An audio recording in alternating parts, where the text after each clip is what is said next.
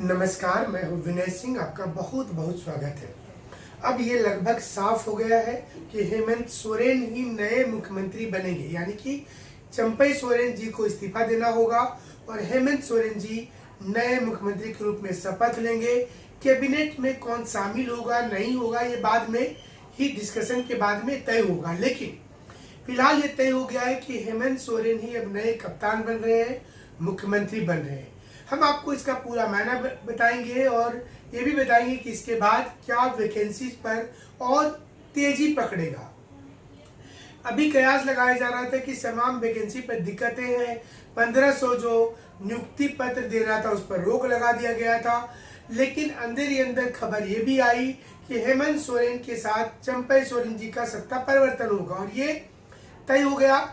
कांग्रेस के जो प्रभारी हैं झारखंड में, राजेश कुमार ठाकुर और गुलाम अहमद मीर, ये दोनों के साथ जो बैठक हुई उसमें ये तय कर लिया गया कि चंपई सोरेन जी इस्तीफा देंगे और उसके स्थान पर जो विधायक दल का नेता होगा वो होगा हेमंत सोरेन जी को बनाया जाएगा और हेमंत सोरेन जी को ही नया मुख्यमंत्री पद का शपथ दिलाया जाएगा। नया मुख्यमंत्री बनने के बाद हेमंत सोरेन जी के लिए क्या मुश्किल कम होगी, इस पर मुख्य फोकस होगा इस विश्लेषण का, क्योंकि उनकी नियुक्ति ऐसे समय पर हो रही है जब विधानसभा चुनाव होने वाला है और झारखंड में कोई भी वैकेंसी सही से नहीं आ रही है। आज ही सुबह में सारी वैकेंसी पर प्रश्न नजर आ रहा था, लेकिन हेमंत सोरेन जी निश्चित रूप से कोशिश करेंगे कि जो सबसे चर्चित वैकेंसी है जेएसएससी सीजीएल उसको वो ले सही तरीके से, पारदर्शी तरीके से ले ले, ये कोशिश उनकी होगी। नियुक्ति पत्र वितरण कार्यक्रम उनके हाथ से वो जो नियुक्ति पत्र था वो अब वो सौंपे, लेकिन इसी बीच में कोल्हान क्षेत्र में चंपई सोरेन जी का दबदबा है और यहाँ के जो वोटर हैं और जो यहाँ के उनके साथ के विधायक है कोल्हान क्षेत्र में, पिछली बार जेएमएम को सारी सीट यहाँ की मिल गई थी कोल्हान की। इस बार भी कोशिश किया जाएगा कि चाईबासा और उसके आसपास की सीट को जेएमएम बेहतर करे। इसके लिए चंपई सोरेन को जब मुख्यमंत्री बनाने की बात हुई थी तो चंपई सोरेन को आगे किया गया था, लेकिन अब चंपई सोरेन जी से के स्थान पर फिर से हेमंत सोरेन जी आ रहे हैं, तो क्या वहां पर एक जो माहौल होगा क्या थोड़ा उसका नुकसान होगा और बीजेपी के लिए कितनी अच्छी खबर होगी या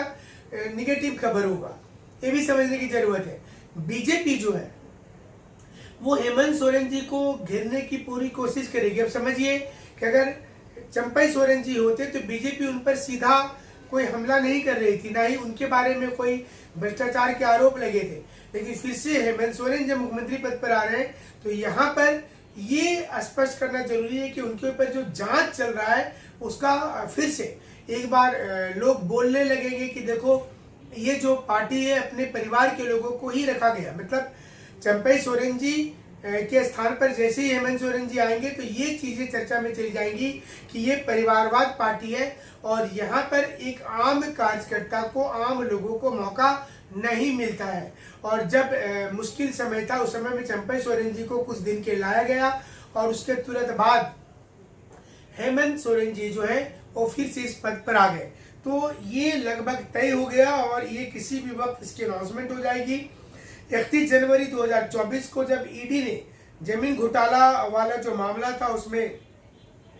गिरफ्तार किया था और इसके बाद हेमंत सोरेन जी राजभवन में जाकर के अपना इस्तीफा दे दिए थे, तो चंपई सोरेन जी कांग्रेस और आरजेडी जो था उसके कोटे के मंत्री के साथ शपथ लिए थे। 5 महीने के बाद जब नियुक्ति की समय आ रही थी उस समय में फिर से जेल से रिहा हो गए हेमंत सोरेन और अब हेमंत सोरेन इस पे चले गए हैं। खबर ये भी आ रही है कि सोनिया गांधी से भी बात हुई है और उन्होंने भी इसकी हरी झंडी दी। इसके बाद ही आज आनंद में बैठक बुलाकर विधायक दल का नेता चुना गया और पूरी भागदौड़ अब जो है वो चंपई सोरेन के स्थान पर अब हेमंत सोरेन के पास जाएगा और हेमंत सोरेन को ऐसा लगता है कि इससे उनको फायदा मिलेगा क्योंकि वो जेल से लौटे हैं। इस मुद्दा को हर क्षेत्र में वो उठाएंगे और कोल्हान क्षेत्र में फिर से एक बार अच्छा प्रदर्शन करने के लिए चंपई सोरेन जी को समन्वय समिति का अध्यक्ष बनाया जाएगा। लेकिन ये देखना पड़ेगा कि जैसे जीतन राम मांझी के केस में हुआ था कि जीतन राम मांझी जो है वो बिहार में जब नीतीश कुमार वापस आना चाहे तो उन्होंने बहुत जल्द कुर्सी नहीं छोड़ा और बाद में तो अपनी पार्टी भी बना ली और आज उनका एक अलग पहचान है। क्या चंपा सोरेन जी के मन में ऐसा कुछ होगा? क्या उनको लगेगा ऐसा कि उनको कुछ दिन के लिए रखा गया, हटाया गया? हालांकि बेहतर ये होता कि चंपा सोरेन जी के नेतृत्व में ही जेएमएम चुनाव लड़ती, कांग्रेस के लोग चुनाव लड़ते, क्योंकि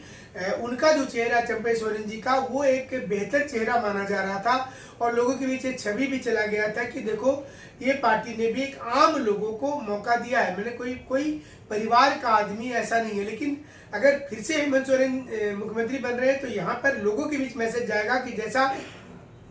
आरजेडी के साथ है कि वहां पर तेज प्रताप और तेजस्वी यादव को छोड़ करके कोई काबिल आदमी नजर नहीं आता, उसी प्रकार से अगर आप यूपी की बात करें तो अखिलेश यादव के अलावा कोई काबिल नजर नहीं आता है। ये चीजें चली जाएंगी। बंगाल की बात करें तो अभिषेक बनर्जी के अलावा ममता बनर्जी के पास कोई काबिल आदमी नहीं है, तो जेएमएम के पास हेमंत सोरेन जी के अलावा कोई बेहतर चेहरा नहीं है। ये एक मैसेज जाएगा और इसका फायदा बीजेपी लेना चाहेगी। बीजेपी ने ट्वीट भी करना शुरू कर दिया है और इसका जवाब हेमंत सोरेन इसी चीज को दे रहे कि जब शेर बाहर आया है तो लोग अब डर रहे हैं, अब सारे युवा को नौकरी देंगे। उन्होंने मतलब कमिटमेंट यही करेंगे